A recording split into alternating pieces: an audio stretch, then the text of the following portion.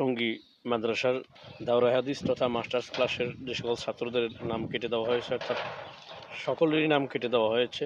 এটাই কওমের ইতিহাস, এটাই কওমের আদর্শ, যেখানে আমরা আমাদের সময় ওস্তাদের সামনে একটু পা মেলে আসন পেতে বা ওস্তাদ দাঁড়িয়ে আছেন সেখানে বসে থাকাকে বেয়াদবি মনে করতাম এবং শিষ্টাচার, ভদ্রতা, আদবের বহির্ভূত মনে করতাম।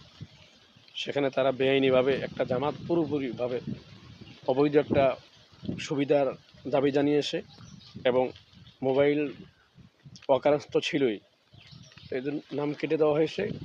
ইতিহাসে লেখা থাকবে ওই মাদ্রাসা এবং ওই প্রিন্সিপাল, এবং যেই বছরের শুরুতেই যে মাদ্রাসার সর্বোচ্চ ক্লাস, এটা একটা মাদ্রাসার গৌরব, ওস্তাদদের গৌরব, শিক্ষকদের গৌরব। ঢাকা শহরের মতো একটি মাদ্রাসা সর্বোচ্চ গৌরব, মাদ্রাসার সম্মানিত আসাদা ইকরাম, ওলামা ইকরাম ওই চিন্তা করলেন না যে আমাদের ভেঙে পড়া। তারপরেও কওমি মাদ্রাসার ইতিহাস ঐতিহ্যকে ভুলুণ্ঠিত করা যায় না।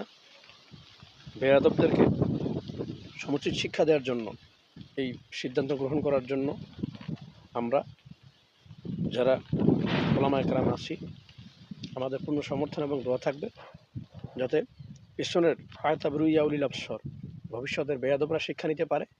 এটাই কওমি মাদ্রাসা।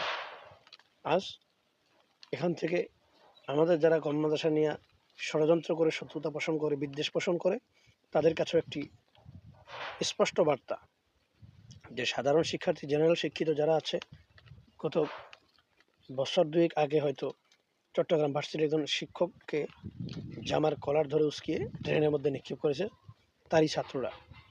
তো এটাই কওমি মাদ্রাসা, যে আদর্শবান হবে, নম্রভদ্র হবে, ওস্তাদ যা বলবে মাথা পেতে মেনে নেবে।